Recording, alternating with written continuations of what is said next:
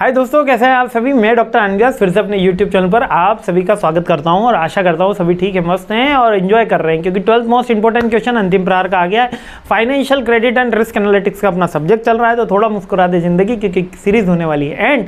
और देखो बहुत से बच्चे बोलते हैं कि सर पढ़ाई ऐसा लगती नहीं है आपके साथ कि पढ़ाई बर्डन है, ये है वो है। देखो क्योंकि मस्ती से पढ़ना चाहिए। देखो आप सभी मेहनत कर रहे हो, मुझे पता है। MBA के यहाँ 12th क्वेश्चन तक आए हो, मेरे साथ आए हो, तो मेहनत तो कर ही रहे हो आप।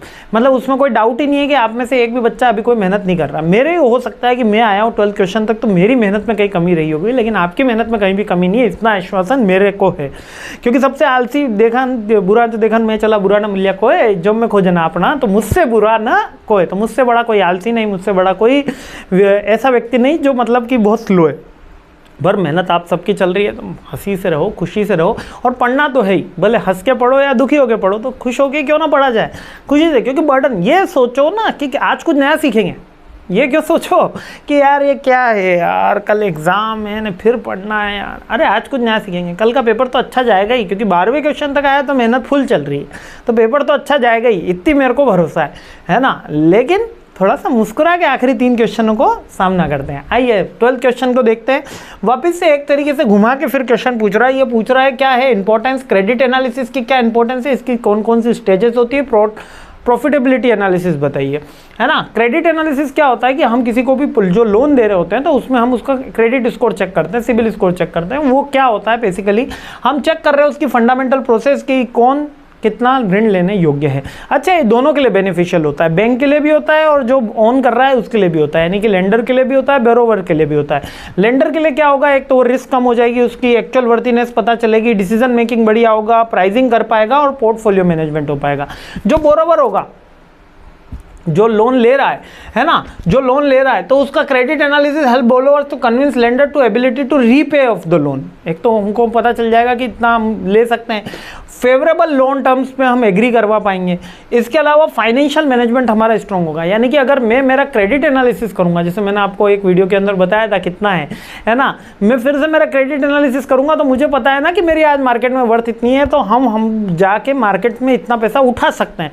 तो अगर मुझे पता चल जाएगा, तो अगर कोई ज़्यादा ब्याज पे मेरे को ऑफर कर रहा होगा, तो मैं वो डिनाई भी कर सकता हूँ, क्योंकि ऑलरेडी मेरे को मिल रहा है दूसरी जगह से, तो और सिक्योर्ड भी रहता है मेरे लिए, फाइनेंशियल मैनेजमेंट भी बढ़िया हो रहा होता है। यही सारी चीज़ें होती है। अब स्टेजेस क्या है किसी भी क्रेडिट एनालिसिस करने के लिए, सबसे पहले कोई भी एनालिसिस करने के लिए पहले डेटा कलेक्शन होगा, तो कलेक्शन ऑफ द इन्फॉर्मेशन होगी। फिर क्वालिटेटिव एनालिसिस होगा, यानी इंडस्ट्री का एनालिसिस, मैनेजमेंट का एनालिसिस, बिजनेस मॉडल का एनालिसिस। फिर क्वांटिटेटिव एनालिसिस होगा, यानी कि हम इसमें रेशोज चेक करते हैं। याद रखना, डेब्ट to equity ratio, solvency ratio, ये पूछेगा ही क्वेश्चन में से हैं। अंतिम प्रहार में मेरा 13 क्वेश्चन है शायद, है ना, जिसमें ये क्वेश्चन पूछेगा कि सॉल्वेंसी रेशो या डेब्ट इक्विटी रेशो से एक्सप्लेन करो कि भैया को कितना लोन मिलना चाहिए या नहीं मिलना चाहिए, तब क्वेश्चन ये आता है ना। कैश फ्लो का एनालिसिस करा जाता है, ट्रेंड एनालिसिस करा जाता है, उसके बाद डिसीजन ले लिया जाता है कि इतना इनको देना चाहिए। फिर मॉनिटर करेंगे और रिव्यू कर देंगे, ठीक है। अब प्रॉफिटेबिलिटी एनालिसिस क्या होता है कि ये कितना प्रॉफिटेबिलिटी है, इसमें जीपी और एनपी का रेशो चलता है, GP upon net sales into 100, NP upon net sales into 100। कुछ रेशो एनालिसिस था, शायद वो 3rd सेम की बात थी, जब MBA में आके हमारा बंटवारा हुआ था, HR वाले इधर जाओगे, फाइनेंस वाले इधर जाओगे। वो प्रॉफिटेबिलिटी एनालिसिस हमने उस सेम में पढ़ा था, और उसमें हम चेक कर रहे थे कि हमारा कितना प्रॉफिट आ रहा था, जीपी एनपी के रेशो आपको याद होगा, और उसके थ्रू भी क्वेश्चन बनता है। यानी ये अपने आप में क्वेश्चन है ना, प्रॉफिटेबिलिटी रेशो।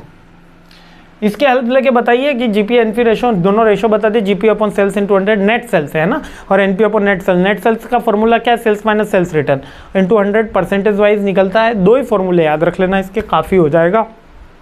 आगे बढ़ते हैं, सीरीज़ आगे बढ़ाते हैं। बड़ी इंटरेस्टिंग सीरीज चल रही है, एकदम ललन टॉप। मेरे को बहुत अच्छा लग रहा है आज आपके साथ, क्योंकि ऐसा लग रहा है कि बस अब 4th सेमेस्टर ख़त्म होने वाला है, अब आप अपने करियर में जाने वाले हैं। तो मुझे बहुत खुशी है कि आप सभी का प्लेसमेंट अच्छी जगह हो जाए, और फिर कभी जब मैं आपसे मिलूं तो बहुत मस्त मिठाई खाने को मिले, स्पेशली रसगुल्ला, हाँ, और बासुंदी, याद रख लेना, ठीक है। चलिए आगे बढ़ते हैं, सीरीज़ आगे बढ़ाते हैं। जय हिंद।